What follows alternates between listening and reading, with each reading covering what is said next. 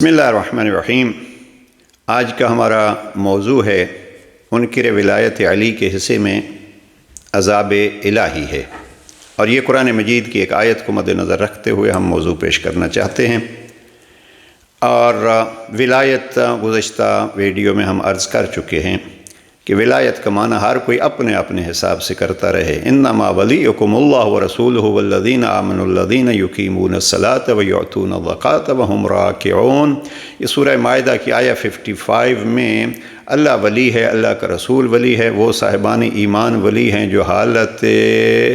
رکوع میں زکوٰۃ دیتے ہیں۔ بہت سارے ایسے علماء ہیں، اور اس آیت ولایت کو دیکھیے کہ کس نے کہا کہ یہاں ولایت تیسری جو بیان ہوئی ہے وہ ولایت علی ابن ابی طالب ہے۔ وہ ولایت ایک الگ موضوع ہے، جس معنی میں آپ ولایت لیں وہ لیں، لیکن یہ جو ہم نے آج موضوع لیا ہے پھر اس میں عرض کرتا جاؤں کہ یہ عزیزان، یہ ہم فضائل علی ابن ابی طالب بیان کر رہے ہیں، ہم کسی پہ اعتراض نہیں کرتے، اور الحمدللہ ہماری ویڈیوز میں کسی کی توہین یا کسی پہ الزام کا سلسلہ وہ نہیں لگتا۔ کچھ الزامات جب لگائے جاتے ہیں یا کچھ جو فضائل بیان کرنے پہ اعتراضات کیے جاتے ہیں تو اس کے جوابات ہم دیتے ہیں۔ بہرحال ہم اکثر ہماری گفتگو جو ہے اس موضوع پہ ہوتی ہے کہ فضائل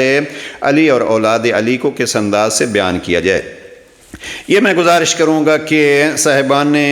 ذوق اور صاحبان مطالعہ سورہ معارج کے مطالب کو دیکھیں۔ یہ قرآن مجید کا یہ 29ویں پارے میں ایک سورہ ہے، اور شروع یہ ہوتا ہے سأل سائل بعذاب واقع۔ پہلی آیت اس سورہ کی یہ ہے کہ ایک سوال کرنے والے نے عذاب کا سوال کیا جو واقع ہو گیا۔ اب یہاں شان نزول کے بارے میں اپنے سامنے رکھ رہا ہوں، یہ تفسیر نمونہ جناب آیت اللہ العظمیٰ استاد گرامی حضرت ناصر مکارم شیرازی کی، اور انہوں نے کہا کہ جب رسول خدا نے علی علیہ السلام کو غدیر خم کے دن خلافت پر نصب فرمایا تو ان کے بارے میں یہ ارشاد کیا من کنت مولا ہو فعلی مولا، جس کا میں مولا و ولی ہوں اس کے علی مولا و ولی ہیں۔ زیادہ دیر نہ گزرنے پائی تھی کہ یہ بات سارے شہروں اور بستیوں میں پھیل گئی۔ نعمان ابن حارث فہری پیغمبر کی خدمت میں آیا اور عرض کیا کہ آپ نے ہمیں حکم دیا۔ ذرا اس پہ توجہ فرمائیے کہ باقی چیزوں کا اقرار ہے، لیکن علی ابن ابی طالب کی ولایت کا انکار ہے تو اس کے حصے میں عذاب الہی ہے۔ ذرا اس حصے کو پڑھیے اور سماعت فرمائیے۔ فہری کہتے ہیں کہ آپ نے حکم دیا کہ ہم یہ گواہی دیں کہ خدا واحد و یگانہ ہے اور آپ اس کے بھیجے ہوئے رسول ہیں، تو ہم نے گواہی دی، یعنی ہمیں توحید و رسالت کی گواہی کا حکم ہوا تو ہم نے وہ گواہی دی۔ اس کے بعد آپ نے ہمیں جہاد، حج، روزہ، نماز اور زکوٰۃ کا حکم دیا، ہم نے اس سب کو قبول کر لیا، لیکن آپ ان سب چیزوں پر راضی نہ ہوئے۔ دیکھیے یہ گستاخانہ الفاظ دیکھیے، یہاں تک کہ اس جوان کو حضرت علی علیہ السلام کی طرف اشارہ کیا، اپنی جانشینی اور خلافت پر نصب فرمایا اور یہ کہا کہ من کنت مولا ہو فعلی مولا۔ اب اگلا سوال اس کا یہ فہری کا دیکھیے، نعمان ابن حارث فہری کہتے ہیں کیا یہ بات خود آپ نے اپنی طرف سے کہی ہے یا یہ خدا کی جانب سے ہے؟ پیغمبر اکرم صلی اللہ علیہ وآلہ وسلم نے فرمایا قسم ہے اس خدا کی جس کے سوا اور کوئی خدا نہیں ہے، یہ بات خدا کی طرف سے ہے۔ اب نعمان نے منہ پھیر لیا اور یہ کہتا ہوا چل پڑا اللہم ان کان ھذا ھو الحق من عندک فامطر علینا حجارۃ من السماء۔ خداوندہ اگر یہ بات حق ہے اور تیری طرف سے ہے تو آسمان سے ہم پر پتھر برسا۔ یعنی یہ جو جناب پیغمبر اکرم نے من کنت مولا ہو فہذا علی مولا یا فعلی مولا کے الفاظ ادا کر کے ولایت علی کا اعلان کیا ہے، اگر یہ تیری طرف سے ہے تو پھر آسمان سے پتھر برسا۔ اس وقت ایک پتھر آسمان سے اس کے سر پر گرا اور اسے مار ڈالا۔ اس موقع پر آیت نازل ہوئی سأل سائل بعذاب واقع للکافرین لیس لہ دافع نازل ہوئی۔ اب یہ ہے کہ جو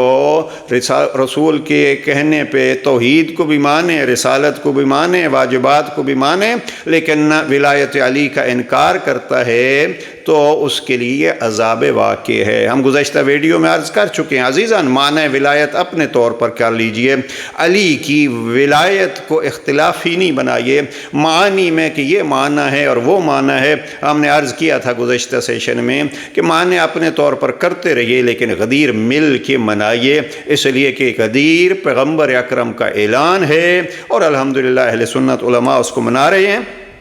اب یہ کہاں ہے؟ اس میں جناب اب شیعہ علماء میں سے جنہوں نے لکھا ہے لیکن جناب ابو القاسم حسقانی نے بھی اس کو اپنی شواہد التنزیل میں لکھا ہے، اور علامہ امینی جنہوں نے الغدیر کتاب لکھی ہے انہوں نے بہت سارے حوالے دیے ہیں۔ یہ مثلا تفسیر غریب القرآن میں، تفسیر شفاء الصدور میں، تفسیر الکشف والبیان میں، تفسیر ابو بکر یحییٰ قرطبی میں، تذکرہ ابو اسحاق ثعلبی میں، کتاب فرائد الصمتین میں، کتاب در السمتین میں، تفسیر سراج المنیر میں، کتاب سیرہ حلبی میں، کتاب نور الابصار میں، اور کتاب شرح جامع الصغیر سیوطی، یہ شمس الدین شافعی وغیرہ کی ان کتابوں کی ایک تفصیل بتلائی ہے غدیر نے۔ ہم ان کتابوں کی طرف نہیں جاتے، بس اتنا عرض کرتے ہیں کہ ولایت علی کی اہمیت کو جانیے، اس کا اقرار کیجئے، اور ساتھ یہ ہے کہ کچھ لوگوں نے بہت سارے اس میں بہانے تراشے ہیں۔ یہ صفحہ 32 ہے اردو کا جو تفسیر نمونہ کا ہے۔ اب بہتر یہ ہے کہ آپ سورہ معارج کی تفسیر کو دیکھیے تو یہاں انہوں نے ایک